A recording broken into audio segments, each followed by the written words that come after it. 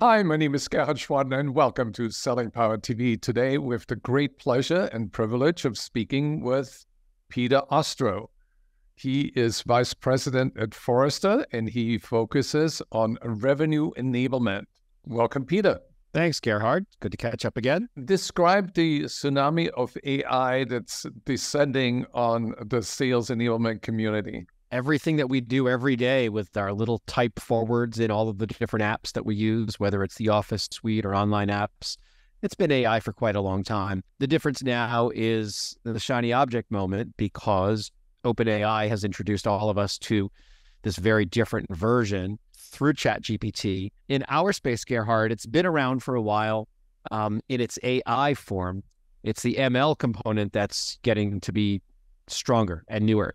The difference between AI and ML, from my perspective, is that AI is just a dumb machine doing what you tell it to do very, very fast. ML is when it actually learns and gets smarter in the context of your interactions with that pile of data. And that's why we have created the AI for Sales Summit, December 6th and 7th. And you're one of the keynote speakers. Can you share a little bit about what you are going to share with the audience in terms of practical ideas that they can apply and win in 2024? We'll highlight 6 for today, and these are sort of 6 quick little hints for enablement leaders. The first is to make sure that they're using it to replace interns and not sellers. We have a lot of foundational work that's near the bottom of our own personal skill set. You could have an intern or you can have AI do that for you.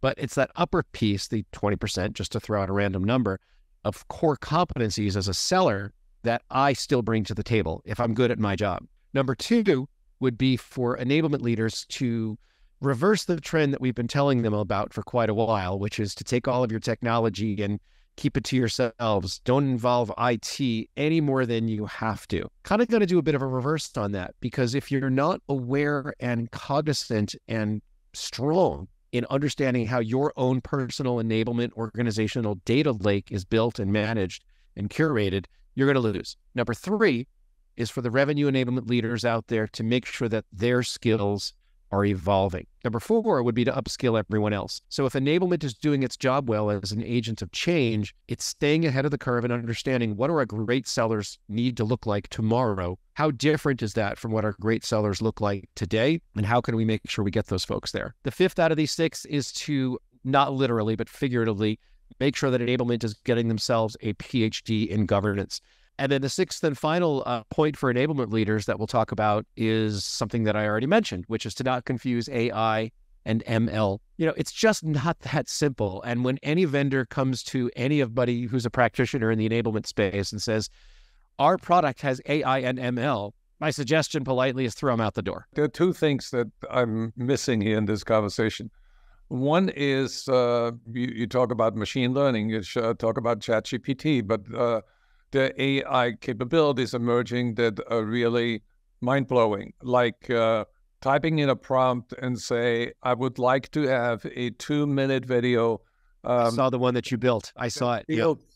With price objection. Will it supplement content creators or supplant content creators? Supplement. Yeah. The supplanting will be by not being really good at the competencies that enablers need to be good at, which includes how to manage the data lake, how to understand privacy, security, how to manage prompt engineering. The wondrous thing about ChatGPT, as you personally have done, just play with it. The difference is when we apply it, whether it's our own homegrown or through one of our enablement vendors, to our stuff, that's where the rubber's got to meet the road. We need to make sure that enablement folks are spending their time perfecting what the machine looks at, reviewing what the machine pops out. It's not hard to predict that this is going to make significant changes in how enablement, and let's face it, almost every job in B2B revenue teams is going to evolve. What about the guardrails? I think there's legislation that AI-generated video need to have a watermark.